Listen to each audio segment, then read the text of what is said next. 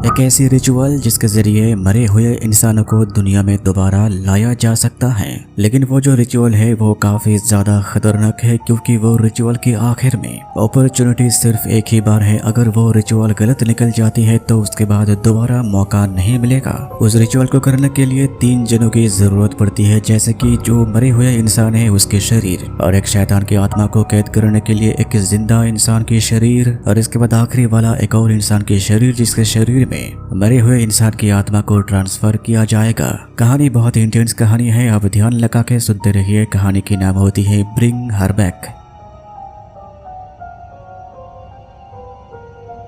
कहानी शुरू होती है 2 भाई बहन को लेके। लड़का का नाम होता है एंडी और उसके बहन की नाम होती है पाइपर। दरअसल एंडी जो है वो पाइपर का सौतेला भाई है। एंडी के पिताजी फिल के 2 शादी हुए थे। एंडी जो इंसानियत के तौर पे उसके शरीर बिल्कुल ही सही थी, लेकिन उसकी बहन पाइपर की शरीर ठीक नहीं थी। उसकी दोनों आंखें काफी ज्यादा छोटी हैं। वो आंखों में कुछ भी नहीं देख सकती, सिवाय उसकी आंखों में अगर कोई तेज रोशनी पड़ती है तो वो सिर्फ रोशनी को देख सकती है। उनके परिवार में कमियां तो थी और इसी कमियों के तहत उसके पिताजी फिल हमेशा ही ड्रंक रहते थे। एक रोज उसके पिताजी शावर लेने के लिए बाथरूम के अंदर जाते हैं और गिर के वहीं पे मारा जाता है। फिर पुलिस वालों के पास खबर पहुंचने के बाद ही वहां पे वो दोनों भाई बहन को लालन पालन करने के लिए फॉस्टर पेरेंट्स, यानी जो लोग किसी की दूसरे बच्चे को अडॉप्ट करते हैं उनको कहा जाता है फॉस्टर पेरेंट्स, उनके पास भेजने के लिए इंतजाम किए जाते हैं। ऑफिस के अंदर जिस औरत के साथ बातचीत होती है एंडी के साथ, उसकी नाम होती है वेंडी। वेंडी बहुत देर तक ढूंढने के बाद एक औरत की खोज उसे मिलती है जिसकी नाम होती है लॉरा। लॉरा राजी हुई है पाइपर को अपनाने के लिए, लेकिन वो यानी एंडी अपनी बहन को अकेला नहीं छोड़ सकते क्योंकि वो अभी भी छोटे हैं। लेकिन एंडी भी अपनी बहन की गार्डनशिप संभाल नहीं सकते क्योंकि वो अभी भी माइनर हैं। 18 वर्ष होने में अभी भी 3 महीने बचे हुए हैं। इसके बाद वेंडी लॉरा के साथ बातें करके दोनों को ही अपनाने के लिए कहते हैं, इस शर्त पे ताकि जब भी एंडी 18 वर्ष की हो जाएंगे तो वो अपनी बहन को ला सकता है। सब कुछ एग्रीमेंट कंप्लीट हो जाने के बाद वेंडी एक रोज दोनों को ही जाने के लिए कहते हैं लॉरा के पास। वो दोनों जाके हाजिर होते हैं लॉरा के घर के सामने। लॉरा उन दोनों को ही अपनाती है। लॉरा की बर्ताव के बारे में अगर कहा जाए तो लॉरा एकदम से ही मेंटली तौर से काफी अनस्टेबल थी। देख के ऐसा लग रहा था कि लॉरा ओवर रिएक्ट कर रही है, क्योंकि हमारी कहानी की जो विलेन है यही है वो लॉरा, जो अपनी बेटी को खो दिए हैं और अपनी बेटी को बचाने के लिए ही वो रिचुअल को कंप्लीट करने वाली है, जिसके जरिया है वो पाइपर। लॉरा की बेटी की नाम थी कैथी। प्राइमरी बातचीत खत्म होने के बाद ही लॉरा के घर की बैकयार्ड में जाते हैं दोनों भाई बहन। दरवाजा खोलते उनके घर की बिल्ली वहां से निकल जाती है और इसी बिल्ली को पकड़ लिए थे एक और लड़के जो खाली स्विमिंग पूल में खड़े हुए थे। बिल्ली की चीखने की आवाज़ें सुन के ही लॉरा उस लड़के के हाथ से बिल्ली को छीन लेता है। एंडी की पूछने पर ही लॉरा वहां पे कहती है इसका नाम ओलिवर यानी ओली और वो इसका नेफ्यू है। दरअसल ओलिवर और कोई नहीं है, यही वो जिंदा इंसान जिसके शरीर में एक डेमोनिक एंटिटी यानी वो शैतानी आत्मा को कैद किया गया। खड़े होकर एंडी ओलिवर को देख रहे थे, लेकिन ओलिवर भी वो लोगों को देखा, लेकिन ओलिवर की मुंह पे ना कोई हंसी है ना किसी भी तरह की कोई इमोशन है। देख के ही मालूम चलता कि ओलिवर को वश में रखा गया। फिर इसके बाद जैसे कि लॉरा उन दोनों को अपने ही घर में रखने वाली है, इसीलिए दोनों को ही एक एक कमरा दे देती है और इसी तरीके से जिंदगी चलती रहती थी। और एक रोज लॉरा दरवाजे के पीछे खड़ी होके पाइपर को देख रही थी, एक ऐसी गहरी नजरों में जैसे कि कोई किसी को मारने वाला है, क्योंकि वो जानती है कि पाइपर के शरीर में ही उसकी बेटी की आत्मा आने वाली है। और इसी तरीके से क्रोज जहाँ पे ओलिवर घर के नीचे खड़े हुए थे वो ऊपर की तरफ देख रहे थे लॉरा की तरफ, क्योंकि अभी उसे खाना देना होगा और वो खाना कोई ऐसी वैसी नहीं, एक इंसान की मांस, क्योंकि रिचुअल के मुताबिक जिसके शरीर में डेमोनिक आत्मा को पोजेस्ट किया जाता है उसे खाने के लिए इंसान के शरीर ही देना पड़ेगा। लॉरा तभी ओलिवर को कहती है तुम अपने कमरे में इंतजार करो, अभी वक्त नहीं हुआ। यानी लॉरा मौका देख के अपनी ही बेटी के शरीर को ओलिवर को सौंप देगी खाने के लिए, ताकि ओलिवर अपनी शक्ति के जरिए उसकी बेटी की आत्मा को लॉरा के शरीर में ट्रांसफर कर पाए। इसके बाद लॉरा अपने कमरे के अंदर जाके उन्हें रिचुअल की वीडियो टेप को लगा के देखने लगते हैं, क्योंकि वो ये रिचुअल इससे पहले कभी नहीं किए थे। वो वीडियो के जरिए पूरी रिचुअल की रस्म को एक एक करके सीख रही थी। इतने में उसी रात को सभी लोग सो गए थे, लेकिन एक छोटी सी आवाज में एंडी की नींद खुल जाता है। वो तभी उठ के अपने घर की शीशे के जरिए बाहर देखते ही वो देखा लॉरा ओलिवर को लेके घर के पीछे बनाए गए दूसरे घर के अंदर चले जाते हैं, जो वो देखा था दिन में वो बंद पड़ी थी। ये देखने के बाद ही कहीं न कहीं एंडी के मन में संदेह तो आ जाती है कि आखिर में इतनी रात को क्यों लॉरा को ओलिवर को लेके जाने की जरूरत पड़ी। आखिर में उस घर के अंदर क्या है। लेकिन सबसे प्रॉब्लम की बात तो ये थी कि लॉरा जिस वजह से पाइपर को एडॉप्ट की है वो वजह को पूर्ण करने के लिए सबसे बड़ी प्रतिरोध खड़े हुए थे उसके भाई एंडी। लॉरा तब तक अपने रिचुअल को नहीं कर सकते थे जब तक एंडी उसके घर में है और इसी काम के लिए लॉरा प्लान बनाती है उन दोनों भाई बहन के बीच में दरार पैदा करने के लिए। और उसी चीज को करने के लिए लॉरा पहली चालें चलती है जो है वो खुद के यूरिन को सीधे ले जाके एंडी की पैंट के ऊपर डाल देते थे। यानी वो ये साबित करने की कोशिश कर रही थी कि एंडी बीमार है। सवेरा होने के बाद ही एंडी को यही देखने को मिलते हैं और वही टाइम पे दूसरी तरफ लॉरा खाली स्विमिंग पूल के ऊपर बैठे हुए थे क्योंकि वो इसी स्विमिंग पूल में वही रिचुअल को करने वाले हैं। दरअसल वो रिचुअल यह है कि जो भी जिस हालत में मारे जाएंगे उसी हालत में रिचुअल को करना होगा और यकीनन उसकी बेटी स्विमिंग पूल के पानी में डूब के मारी गई है। फिर इसके बाद सभी लोग यानी वो दोनों भाई बहन तैयार होते हैं उसके पिताजी के फ्यूनरल में और उनके साथ जाते हैं उनकी फॉस्टर पेरेंट्स लॉरा। लेकिन अजीब बात यह है कि वहाँ पे लॉरा एंडी के पिताजी को देखने के टाइम पे कैंची के जरिए एंडी के पिताजी फिल की सर की बाल काट लेती हैं। बिल्कुल इसी टाइम में दूसरी साइड पे लॉरा के घर में ओली को घर के अंदर रख के गए थे क्योंकि उसे नहीं ले जा सकते और ओली को तभी भूख लगता है और उसी भूख के जरिए घर के शीशे को तोड़ के बाहर निकल के बाहर में बनाए गए घर के सामने जाके दरवाजा को खोलने की कोशिश करती है क्योंकि उसी घर में रखा हुआ है उसके लिए खाना जो और कोई नहीं लॉरा की बेटी कैथी के शरीर। फिर लॉरा फ्यूनरल खत्म करके दोनों बच्चे को अपने घर में लाती है और ऐसे करते करते बातें करते करते लॉरा धीरे धीरे एंडी के मुंह से उसके परिवार की दुखद घटना के बारे में सुनती है कि वो किस तरीके से अपने पिताजी के ऊपर अभी भी नफरत करते हैं क्योंकि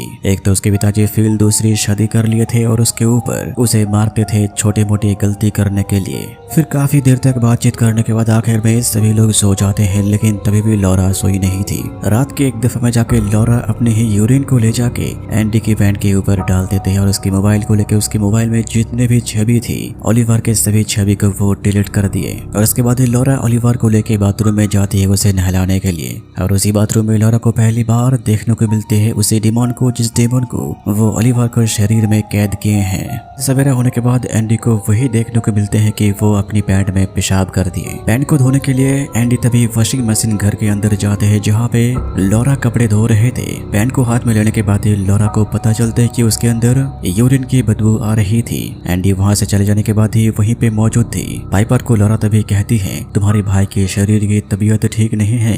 कल रात वो काफी ज्यादा गुस्से में थे क्योंकि लॉरा पाइपर को लेके शॉपिंग करने के लिए जा रही थी। वो दोनों निकल जाते हैं और ओलिवर को घर के अंदर छोड़ के जाती है। लेकिन वहीं पे होती है सबसे बड़ी गलती क्योंकि एंडी को कुछ भी नहीं बातें बताए थे और उसी नतीजे के तहत वहाँ पे एंडी ओलिवर को देखते हैं और उसे लगता है कि ओलिवर को भूख लगा है। एंडी तभी फल की एक टुकड़ा को चाकू में काट के चाकू समेत उसके हाथ में देता है लेकिन उसी पल में ओलिवर चाकू को अपने मुंह के अंदर घुसा के अपनी होठ और दांत को काट देते हैं क्योंकि वो तो एक शैतान के वश में है। ये नजारे देखने के बाद एंडी तभी ओलिवर को घर के अंदर से लाके बाहर ले जाता है लेकिन जैसे ही घर के बाहर व्हाइट सर्कल के पास में जाते हैं ओलिवर उसके बाहर जाने से खुद को रोकते हैं लेकिन जैसे ही एंडी उसे बाहर ले जाता है वो नीचे गिर जाने लगे और छटपट करने लगे।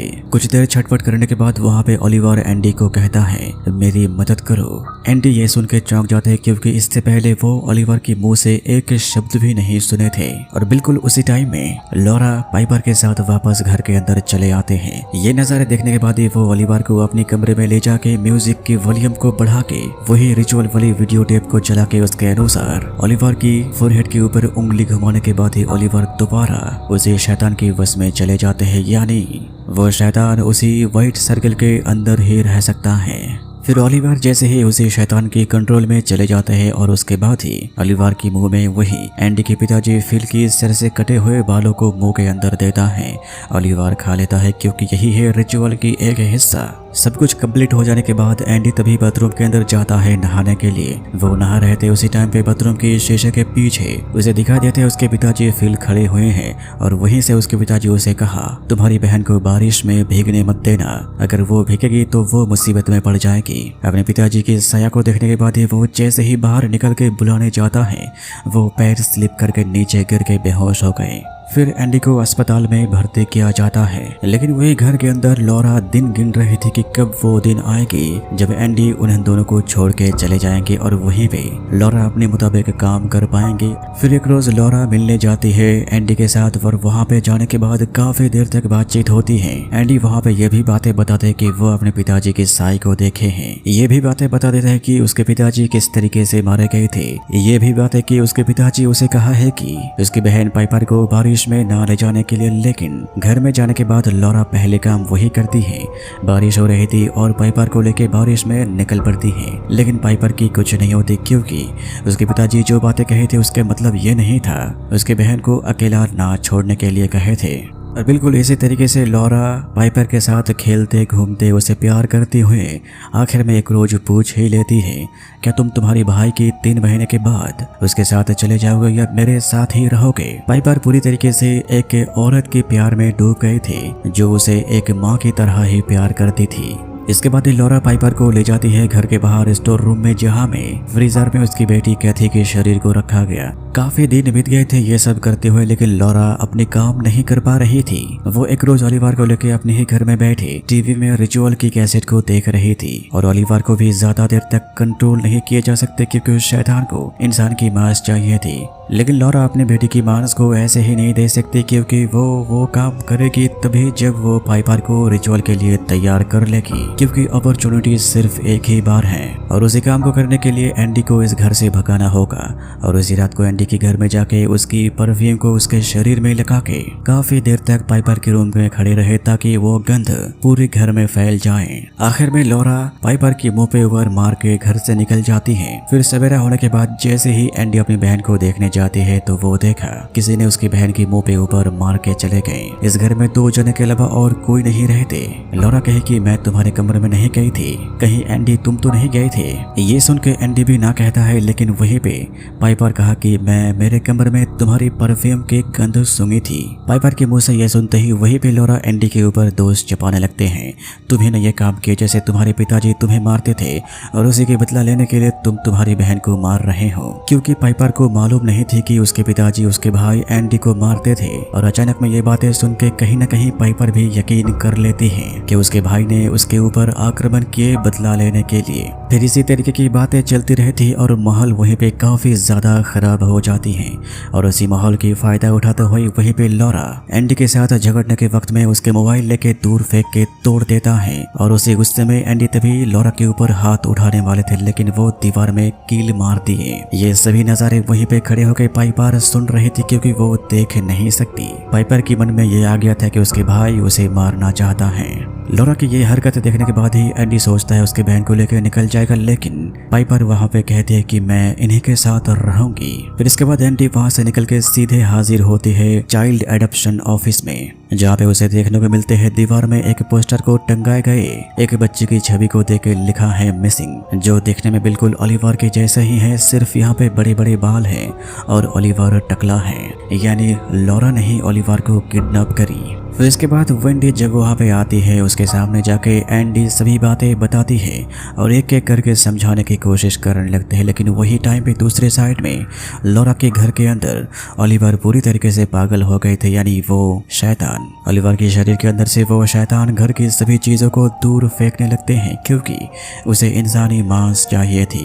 ये देखते ही लॉरा जैसे ही उसे रोकने के लिए जाती है, लॉरा के हाथ के ऊपर ओलिवर अपनी एक बाइट दे देता है और वहीं से एक टुकड़ा मांस को निकाल लेता है। लॉरा तभी अपने कमरे में जाके दरवाजा लगा के खुद को बंद कर लेती है। वही ऑफिस के अंदर एंडी तभी वेंडी को ओलिवर की फोटो को, मिसिंग वाली फोटो को दिखा कर कहता है इसी लड़के को लॉरा ने किडनैप करके उसके घर में रखे हैं, जिसका असली नाम है कॉनर बर्ड। ये बातें सुनते ही वेंडी को वहीं पे यकीन करना पड़ता है क्योंकि पुलिस को तभी भी कॉनर की बॉडी नहीं मिली थी। और इसी टाइम पे लॉरा के घर में वही ओलिवर तभी लकड़ी की टेबल को खाने लगते हैं काट के।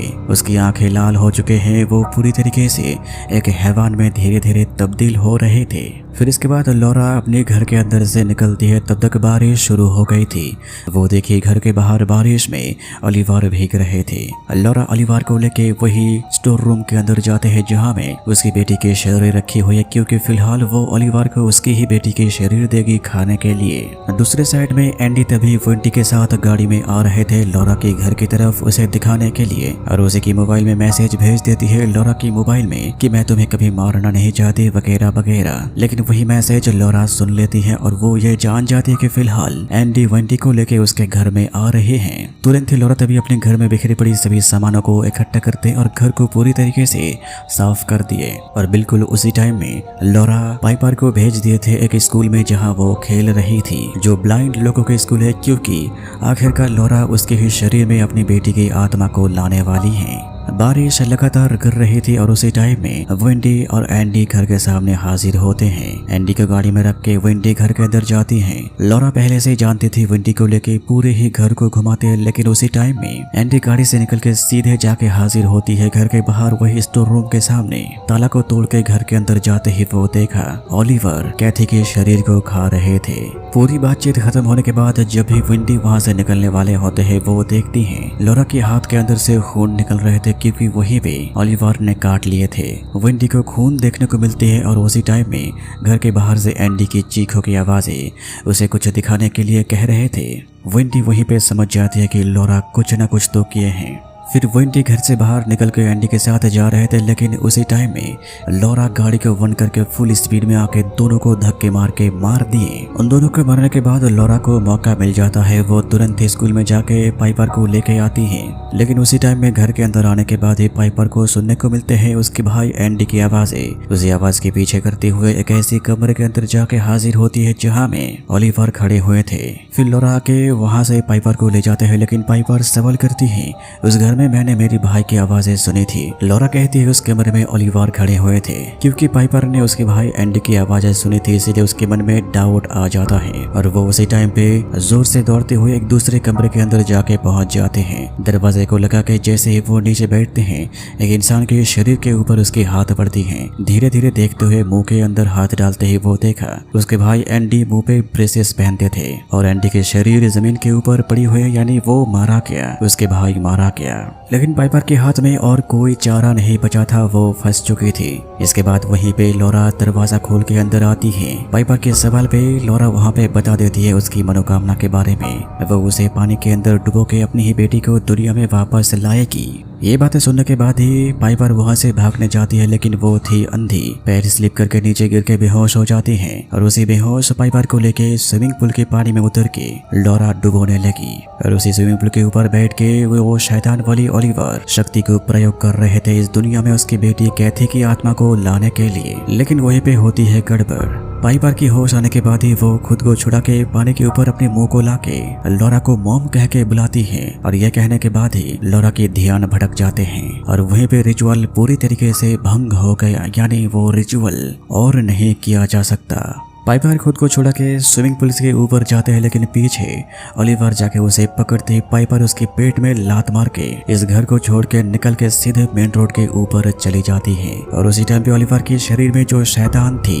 वो धीरे धीरे निकल गया। इत्तेफाक की बात यह है कि पाइपर रोड के ऊपर जाते ही एक गाड़ी उसके सामने चले आते हैं। वो गाड़ी रुकती है और यकीनन पाइपर उस गाड़ी वाले को सब कुछ बता देगी। वही दूसरी तरफ लॉरा तभी अपने मन में गम को लेके अपनी मरी हुई बेटी के शरीर को ले जाके अपनी बेटी के साथ स्विमिंग पूल के पानी में खुद भी लेट के इस दुनिया को छोड़ देती है। फिर आखिर में पाइपर की बातों के मुताबिक वो गाड़ी वाले औरत पुलिस को बुला के लाती है। पुलिस को बहुत ही बुरी जख्मी हालत में ओलिवर को मिलती है, जहाँ पे वॉली खुद के नाम बताते हैं कॉनर बर्ड, और पुलिस वालों को मिलते हैं स्विमिंग पूल के पानी में तैरती हुई लॉरा और उसकी बेटी के शरीर।